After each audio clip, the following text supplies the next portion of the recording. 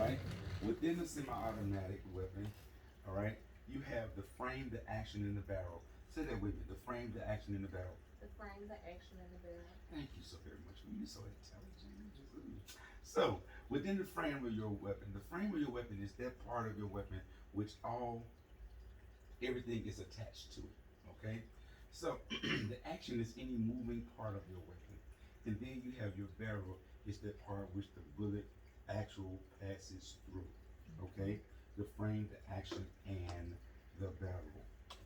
So, a semi-automatic pistol has the capabilities of firing in a single action or double action state. All right. The single action state.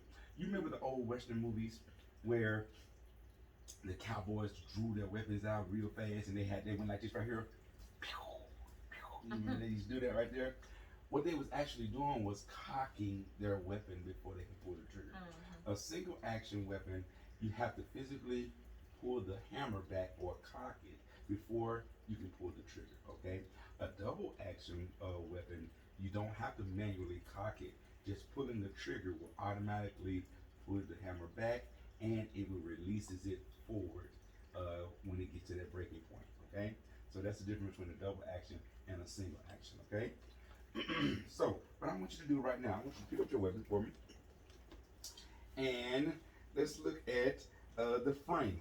Within that weapon, you have your frame. On that frame, I want you to point to the back strap. Follow that diagram and point to the back strap. Show me where the back strap of that weapon is. All right, good. Show me where the front strap is.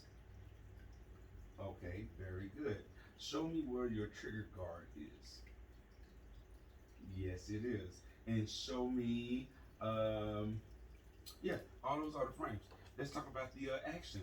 So we said that the action was any movable part, right? So what I want you to do is this right here. Go ahead and take the magazine out of the weapon by pressing the magazine's release button. Excellent. So what you just did was you just showed me action with the magazine release button and the magazine. Okay. Now the next thing I want you to do is I just want you to pull the slide to the back. Now look at where your finger is exactly was on that trigger. Okay, good, and release it forward. Good. Now that's action with the slide. Show me action with your safety. Where's your safety? Show me your safety.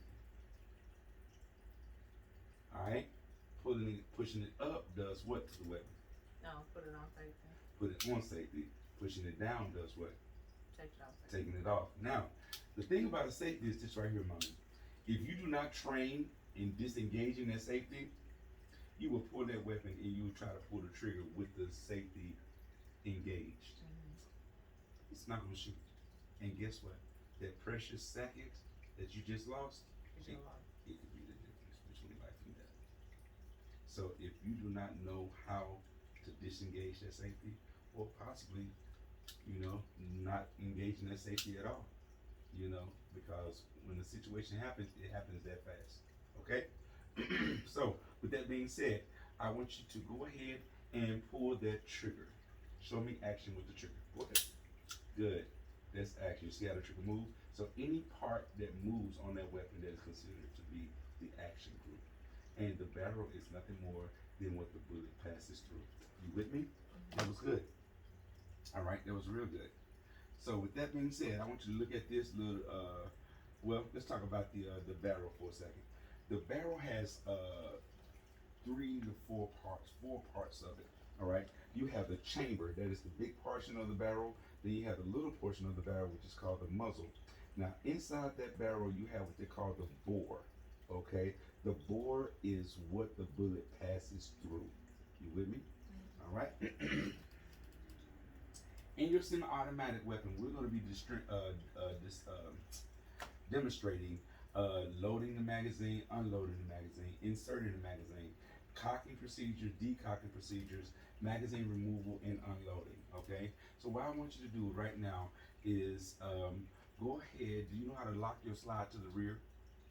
Okay. So you have a slide stop button. All right. If you look at your weapon, I'm gonna have to come over real close to you. Okay. So I want you to show you. Go ahead and turn your weapon around to the side. If you see this button right here, that is your slide stop button. when you pull your slide all the way to the rear and push up on this button at the same time, that will actually lock that slide to the rear, right? When you see my weapon, let me show you here. So this is my slide stop button right here, right? So if I rotate and push up right here and then take my hand and pull back, it gets to the point to where it locks it in place. Okay, that's what I want you to try real quick. I want you to try, yep, pull up and push back, slide, push up at the same time. There you go, beautiful. Yes. Now what I want you to do is push that slide stop button down, releasing that slide to the front. Just push the button down.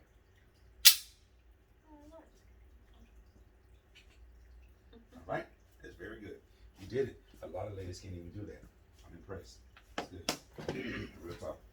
All right. So every time I tell you to lock your slide to the rear, that's what I want you to do. Okay. So go ahead and lock your slide to the rear for me again. Remember, keep your finger off that trigger. Yes, always put it on the frame. There you go, up there. Yep. Go ahead. All right, come on. Almost. Oh, I'm not doing up. Yes, you got to push down. up. Watch that finger trigger, that trigger finger. I can't keep it. Come on. Push pull. There you go. Beautiful. Push up. There it is. Oh, Jesus. That's hard. It is. It takes practice. Okay? It takes practice. It's not that it's difficult or hard. You just have to get used to the proper technique. Okay? So that's good though. You got it. Like I said, a lot of people, a lot of ladies can't even do that. All right? Trust me. You're doing good just to be able to do that. That shows a tremendous amount of strength in your hand and coordination as well. So you're doing good. Real talk. All right? So we just locked our slide to the rear. Okay? These are just some examples of some semi-automatic weapons right here. Okay? Those are examples of some So semi-automatic. how do I verify exactly what this? Because I don't know if this is a 40 or not. Oh, it's a 9. It's a 9. Yes, I'm going to show you that right now. Okay? When we're talking about this. Keep going. All right. So, what I want you to do is go ahead and release your slide to the front.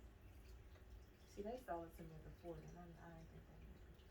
They showed it to you as a I 40. think that's what this, unless I don't know what that means. Go ahead and release your slide to the front. I'll just show you.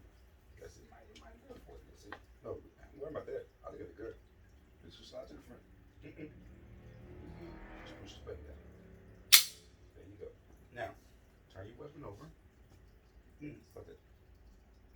So, when you look over here, your weapon will have certain distinctive marks. All right. That says 40, baby girl. It says 40. What bullets did they sell you?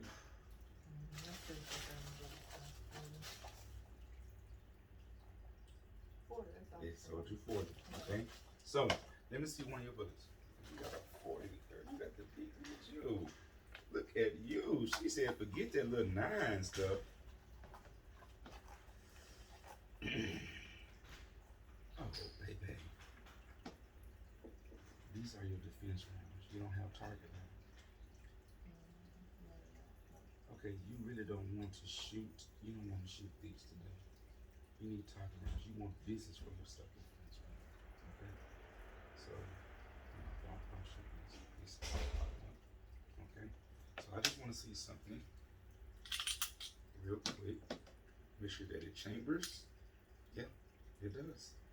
Make sure that it batters. It goes in battery. It goes in battery. You see this right here? That is your chamber indicator.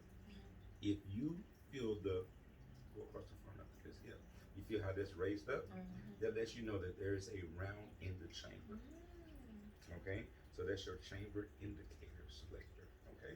So let me go ahead and clear this weapon. Okay. So now your weapon is not clear. Okay? But these are your defense rounds. You don't want to shoot those. It is cut in 40. All right. All right. Good stuff, you guys. That was a good choice. Okay. It's a good choice. So, um, let's talk about some malfunctions of your weapon. Okay.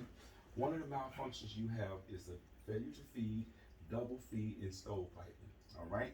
When you look at the screen up there, you see the picture all the way to the right.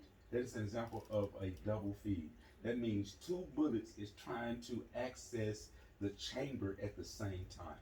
Okay, that is an example of a double feed. A failure to feed means that neither one of the bullets slid up into the chamber. Okay, so the bullet did not seat inside the chamber properly. So that would be a failure to feed. Now, the picture on the left is what they call stovepiping. What that is a symbol of or a picture of is that when you fire the weapon, the slide automatically goes to the back, catching that shell that's in the chamber and supposed to extract it or kick it out of the gun. That shell got stuck in the ejection port, okay? And when you see that, it look like an old-fashioned wooden stove. You know what I'm saying? So that's why they call it stove piping, okay? Or a stove pipe. All right? More malfunction that you have is with the ammunition. The ammunition itself can go bad. All right? I like to break down ammunition malfunctions and use the analogy of firecrackers. Okay? We all have firecrackers at 4th of July, whatever the case may be. You ever had a firecracker that you light the wick and it goes all the way in and then it never pops? Okay? Now, if you pull that trigger and that gun does not shoot, that bullet never goes out, that is like an example of a misfire. Okay?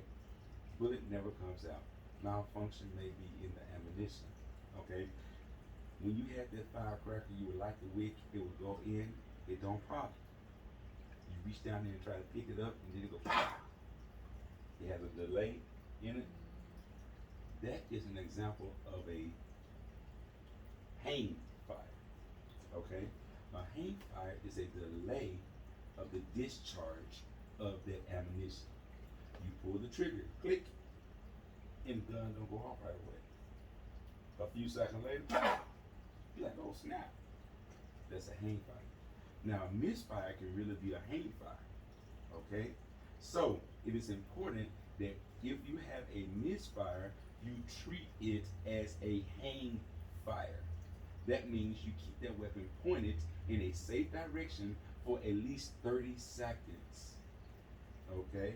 For at least 30 seconds. And then you clear the action of that weapon, taking that bullet out of the chamber. Okay? But don't move until 30 seconds pointed in a safe direction. Now, that's only when you're in the range or you're doing recreational shooting. Okay? If you're in a real situation and your weapon malfunctions, you clear that weapon immediately, as fast as you possibly can, and you get back in the fight. You understand what I'm saying? Don't wait on nothing. The first time your weapon go click, safety. Oh, because most of the time it's safety. But if it's not the safety, then you clear that action, you get that bullet out that chamber, reload the other second bullet up, and you get back in that fight, baby girl. Every second counts. Okay? Every second counts. Now, you have another malfunction of the ammunition that is very dangerous. All right? You remember when you had that firecracker and you light the wick and it goes all the way down and you listening and waiting on a loud pow, but it never goes pow. It goes and you're like, oh shoot, it just went.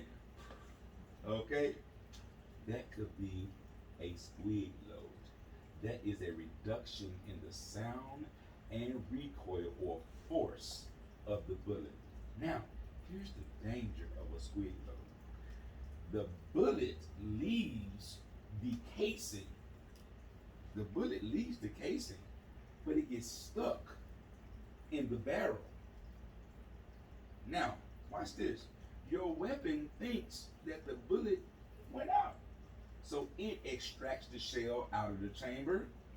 The magazine seeks the next round up. The slide catches it, and it feeds it back in the chamber, and it's ready to shoot again.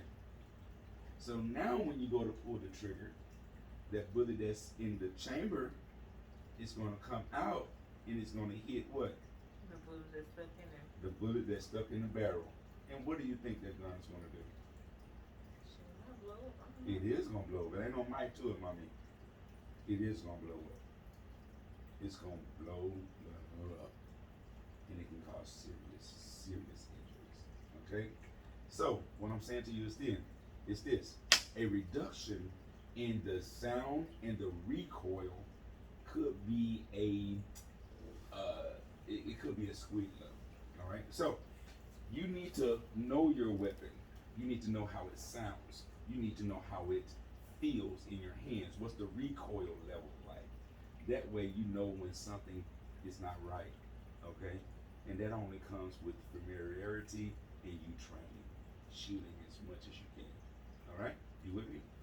All right. We already discussed that right there. All right. Your bullet has 4 different parts. You have the primer, the gunpowder, and the bullet, the casing itself.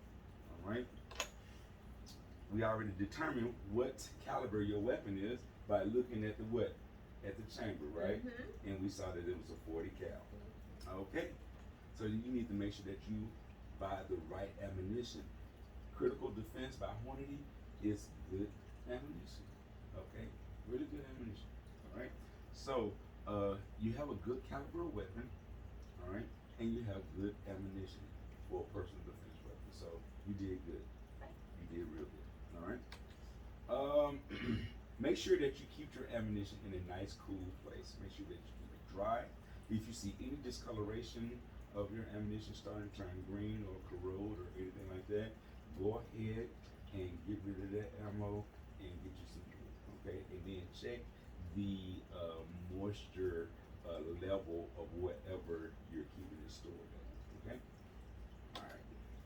All right, so with that being said, we're gonna get ready to move over here to our other location over there. Are you learning something, baby girl? I am.